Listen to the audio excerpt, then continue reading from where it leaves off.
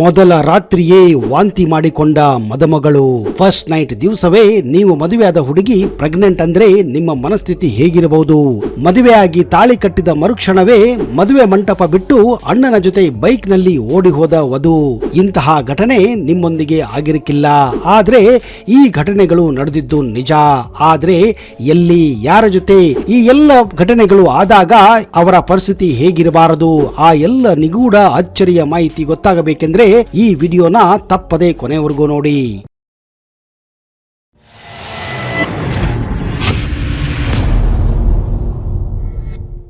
ಮೊದಲೆಲ್ಲ ಮದುವೆಗಳು ಸ್ವರ್ಗದಲ್ಲಿ ನಿಶ್ಚಯವಾಗುತ್ತದೆ ಎಂದು ಹೇಳುತ್ತಿದ್ದರು.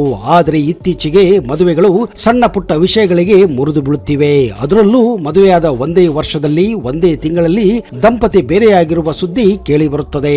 ಆದರೆ ಇಲ್ಲೊಂದು ಮದುವೆ ಒಂದೇ ದಿನದಲ್ಲಿ ಮುರಿದು ಬಿದ್ದಿದೆ. ಮದುವೆಯಾದ ಬಳಿಕ ಫಸ್ಟ್ ನೈಟ್ ಬೆಳಿಗ್ಗೆಯೇ ವರ ಡೈವರ್ಸ್ ಬೇಕೆಂದು ಹಠ ಹಿಡಿದಿದ್ದಾನೆ.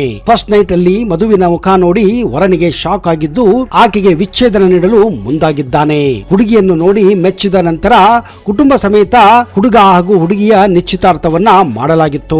ಮದುವೆಯನ್ನ 3 ತಿಂಗಳ ನಂತರ ಕೂಡ ಫಿಕ್ಸ್ ಮಾಡಲಾಗಿತ್ತು. ಇದೇ ಕಾರಣ ದುಬೈಯಲ್ಲಿ ಕೆಲಸ ಮಾಡುತ್ತಿದ್ದ ಅರುಣ್ ವಾಪಸ್ಸು ದುಬೈಗೆ ಹೋಗಿದ್ದಾನೆ. ಪ್ರತಿನಿತ್ಯ ತನ್ನ ಬಾವಿ ಪತ್ನಿ ರೀಟಾ ಒಂದಿಗೆ ವಾಟ್ಸ್ಆಪ್ ನಲ್ಲಿ ವಿಡಿಯೋ ಕಾಲ್ ಮಾಡಿ ಇಬ್ಬರು ಗಂಟೆಗಟ್ಟಲೆ ಮಾತನಾಡುತ್ತಿದ್ದರು. ಯಥಾ ಪ್ರಕಾರ 3 ತಿಂಗಳ ನಂತರ ಮದುವೆ ಕೂಡ ಫಿಕ್ಸ್ ಆಗಿತ್ತು. ಮದುವೆ ಕೂಡ ಅದ್ದೂರಿಯಾಗಿ ಮಾಡಿಕೊಡಲಾಗಿತ್ತು. ಯುವತಿ ಜೊತೆ ಖುಷಿ ಖುಷಿಯಾಗಿ ಇದ್ದ ವರ ಫಸ್ಟ್ ನೈಟ್ ಅಲ್ಲಿ ಮಾತ್ರ ತಕರಾರು ತೆಗೆದಿದ್ದಾನೆ. ಹೆಂಡತಿಯ ಮುಖ ನೋಡಿ ಹವಾರಿ ಹೋಗಿದ್ದಾನೆ. ಅದಕ್ಕೆ ಕಾರಣವಾಗಿದ್ದು ಆ ಹುಡುಗಿಯ ಮೆಳ್ಳಗಣ್ಣು. ಹೌದು, ಈ ಒಂದು ಸ್ಟೋರಿಯಲ್ಲಿ ನಿಜವಾಗಲೂ ಭಾರಿ ಟ್ವಿಸ್ಟ್ ಇದೆ. ರೀಟಾ ಅನ್ನುವ ಹುಡುಗಿಗೆ ನೀತಾ ಅನ್ನುವ ತಂಗಿ ಇದ್ದಾಳೆ. ಅವಳು ಹಾಗೂ ರೀಟಾ ಇಬ್ಬರು ಅವಳು ಜವಳಿ. ಹುಡುಗನಿಗೆ ಹುಡುಗಿ ತೋರಿಸುವಾಗ ನೀತಾಳನ್ನ ತೋರಿಸಿ ಮದುವೆ ಫಿಕ್ಸ್ ಮಾಡಿಬಿಟ್ಟಿದ್ದಾರೆ. ಹಾಗೂ ವಾಟ್ಸ್ಆಪ್ ನಲ್ಲೂ ಕೂಡ ಫೋನಿನಲ್ಲೂ ಕೂಡ ನೀತಾನೇ ರೀಟಾ ಎಂದು ಅರುಣ್ ಜೊತೆ ಮಾತನಾಡಿದ್ದಾಳೆ.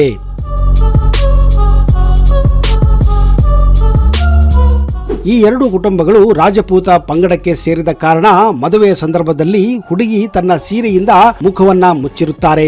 ಈ ಸಂದರ್ಭದಲ್ಲಿ ಅರುಣ್ಗೆ ರೀಟಾ ಜೊತೆ ಮದುವೆಯನ್ನ ಮಾಡಲಾಗಿದೆ. ಮುಂದೆ ಎಲ್ಲವೂ ಮದುವೆಯ ಶಾಸ್ತ್ರದಲ್ಲಿ ರೀಟಾ ಜೊತೆ ನಡೆದು ಹೋಗಿದೆ. ಇನ್ನು ಮೊದಲ ರಾತ್ರಿ ವಿಷಯಕ್ಕೆ ಬಂದಾಗ ರೀಟಾ ತನ್ನ ರೂಮ್ ನಲ್ಲಿ ಗಂಡನಿಗೋಸ್ಕರ ಸೀರೆಯನ್ನ ಮುಖಕ್ಕೆ ಮುಚ್ಚಿಕೊಂಡು ಕುಳಿತಿದ್ದಾಳೆ. ಗಂಡ ಬಂದು ಸೀರೆ ತೆಗೆದು ನೋಡಿದಾಗ ಅರುಣ್ ಬೆಚ್ಚಿ ಬಿದ್ದಿದ್ದಾನೆ. ಈ ವಿಷಯ ಅರುಣ್ ತನ್ನ ತಂದೆ ಹಾಗೂ ತಾಯಿಗೆ ಬಂದು ಸವಿಸ್ತಾರವಾಗಿ ಹೇಳಿದ್ದಾನೆ. ಹಾಗೂ ತಕ್ಷಣವೇ ತನಗೆ ಡೈವರ್ಸ್ ಬೇಕೆಂದು ಕೂಡ ಹಠ ಹಿಡಿದಿದ್ದಾನೆ. ಆಮೇಲೆ ನಡೆದಿದ್ದೇ ಬೇರೆ. ಆದ್ರೆ ರೀಟಾ ಕುಟುಂಬ ಮಾತ್ರ ತಮ್ಮ ತಪ್ಪನ್ನು ಒಪ್ಪಿಕೊಂಡಿಲ್ಲ. ರೀಟಾ ಅವಳನ್ನೇ ಅರುಣ್ ಒಪ್ಪಿಕೊಂಡಿದ್ದು ಎಂದು ಹಠ ಹಿಡಿದಿದ್ದಾರೆ. ಆದ್ರೆ ಕಾಲ್ ರೆಕಾರ್ಡ್ ಮಾಡಿಕೊಂಡಿದ್ದ ಅರುಣ್ ವಾಟ್ಸ್ಆಪ್ ವಿಡಿಯೋ ಪೊಲೀಸರಿಗೆ ತೋರಿಸಲಾಗಿದೆ. ಆಮೇಲೆ ರೀಟಾ ಫ್ಯಾಮಿಲಿ ಅರುಣ್ಗೆ ಮೋಸ ಮಾಡಿದ್ದು ಒಂದೊಂದಾಗಿ ಗೊತ್ತಾಗಿದೆ. ತಪ್ಪಾಗಿದ್ದನ್ನು ರೀಟಾ ಫ್ಯಾಮಿಲಿ ಆಮೇಲೆ ಒಪ್ಪಿಕೊಂಡಿದ್ದಾರೆ. ಇದಕ್ಕೆ ಕಾರಣ ರೀಟಾ ಮೆಳ್ಳಗಣ್ಣು.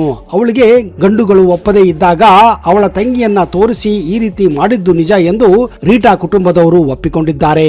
ಆದರೆ ರೀಟಾ ತನ್ನಿಂದ ತಪ್ಪಾಗಿದೆ, ನನ್ನನ್ನು ಕ್ಷಮಿಸಿ ಎಂದು ಅರುಣ್ಗೆ ಬೇಡಿಕೊಂಡಿದ್ದಾಳೆ.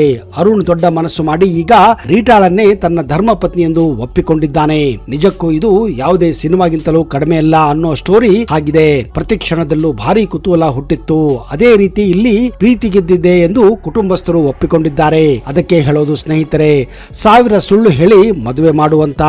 ಹೌದು, ಪ್ರತಿ ಮದುವೆಯಲ್ಲೂ ಒಂದಲ್ಲ ಒಂದು ಸುಳ್ಳು ಇರೋದು ಗ್ಯಾರಂಟಿನೇ.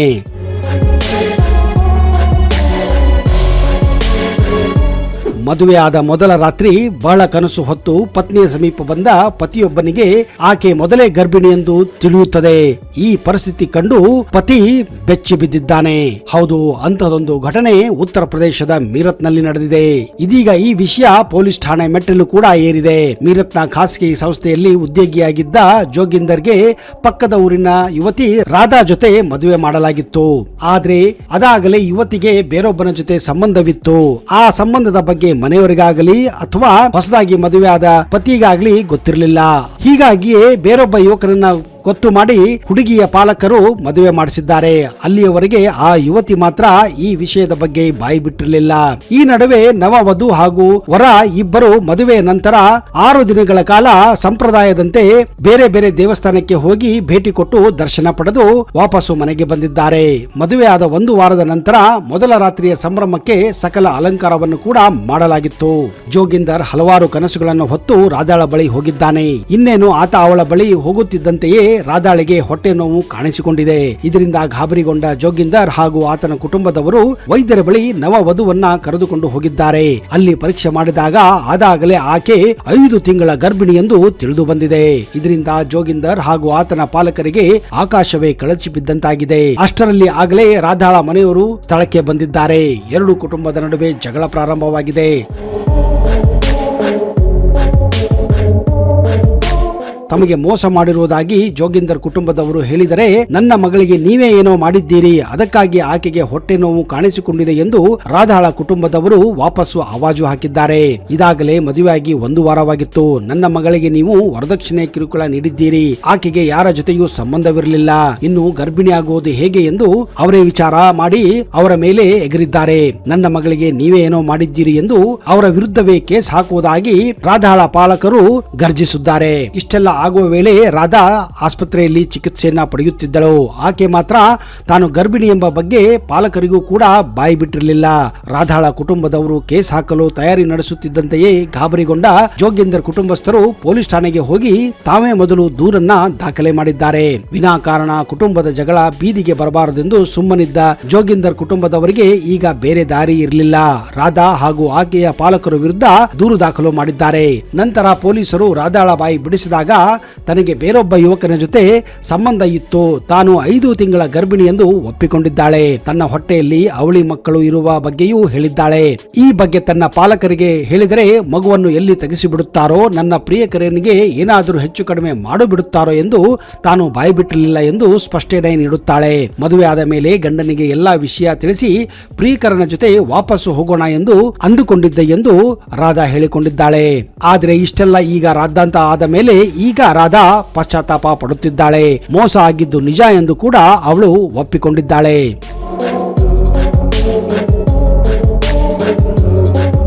ನೋಡಿದಿರಾ ಸ್ನೇಹಿತರೆ, ಮದುವೆ ಮೊದಲು ಮದುವೆ ನಂತರ ಏನೆಲ್ಲ ನಡೆಯುತ್ತದೆ ಎಂದು.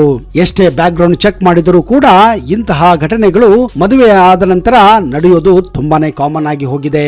ಮದುವೆ ಆಗಿ ತಾಳಿ ಕಟ್ಟಿದ ಮರುಕ್ಷಣವೇ ಮದುವೆ ಮಂಟಪ ಬಿಟ್ಟು ಅಣ್ಣನ ಜೊತೆ ಬೈಕಿನಲ್ಲಿ ಓಡಿ ಹೋದ ವಧು. ಹೌದು, ಇಂತಹದೊಂದು ಘಟನೆ ನಮ್ಮ ವಿಜಯಪುರದಲ್ಲಿ ನಡೆದಿದೆ. ಸುಶೀಲಾ ಪಾಟೀಲ್ ಅನ್ನುವ ಹುಡುಗಿ ಬಸವರಾಜನ ಜೊತೆ ಮದುವೆಯಾಗಿತ್ತು. ತಾಳಿ ಕಟ್ಟಿ ಅಕ್ಷತೆ ಬಿದ್ದ ತಕ್ಷಣ ಸುಶೀಲಾ ಪಾಟೀಲ್ ಎಲ್ಲರನ್ನ ಬಿಟ್ಟು ಅಣ್ಣನ ಬೈಕ್ ಹತ್ತಿ ನೇರವಾಗಿ ಕಾಲೇಜು ಪರೀಕ್ಷೆ ಅಟೆಂಡ್ ಮಾಡಲು ಹೋಗಿದ್ದಾಳೆ. ಇದು ಅಲ್ಲಿ ಸೇರಿದ್ದ ಹಲವಾರು ಸಂಬಂಧಿಕರಿಗೆ ಹಾಗೂ ಸ್ನೇಹಿತರಿಗೆ ಆತಂಕ ಅಲ್ಲದೆ ಆಶ್ಚರ್ಯವನ್ನುಂಟು ಮಾಡಿತ್ತು. ಆದರೆ ಇದಕ್ಕೆ ಹುಡುಗನ ಕಡೆ ಆಗಲಿ ಹುಡುಗಿಯ ಕಡೆ ಆಗಲಿ ತಂದೆ ತಾಯಿಗಳಿಗೆ ಯಾವುದೇ ಅಭ್ಯಂತರ ಇರಲಿಲ್ಲ.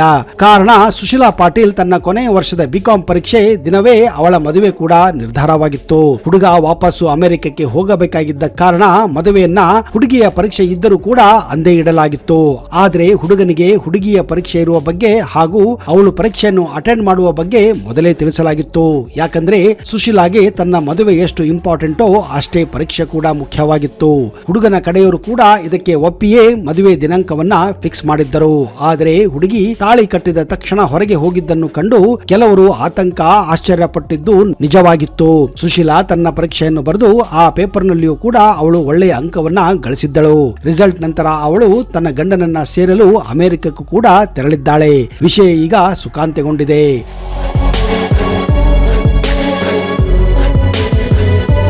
ಹೌದು ಸ್ನೇಹಿತರೆ, ನೀವೇನಂತೀರಾ?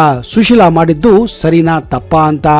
ಹೆಣ್ಣು ಮಕ್ಕಳಿಗೆ ಕೇವಲ ಮದುವೆ ಮುಖ್ಯವಲ್ಲ, ವಿದ್ಯಾಭ್ಯಾಸ ಹಾಗೂ ಡಿಗ್ರಿ ಕೂಡ ಮುಖ್ಯ ಅನ್ನೋದಕ್ಕೆ ಈ ಒಂದು ಘಟನೆಯೇ ಸಾಕ್ಷಿಯಾಗಿದೆ. ಇಂತಹದೇ ಇನ್ನಷ್ಟು ಇಂಟ್ರೆಸ್ಟಿಂಗ್ ಮಾಹಿತಿಯೊಂದಿಗೆ ಮುಂದಿನ ಸಂಚಿಕೆಯಲ್ಲಿ ಸಿಗುತ್ತೇನೆ. ಅಲ್ಲಿಯವರೆಗೆ ಜೈ ಹಿಂದ್, ಜೈ ಕರ್ನಾಟಕ. ನಿಮಗೆಲ್ಲ ಶುಭವಾಗಲಿ.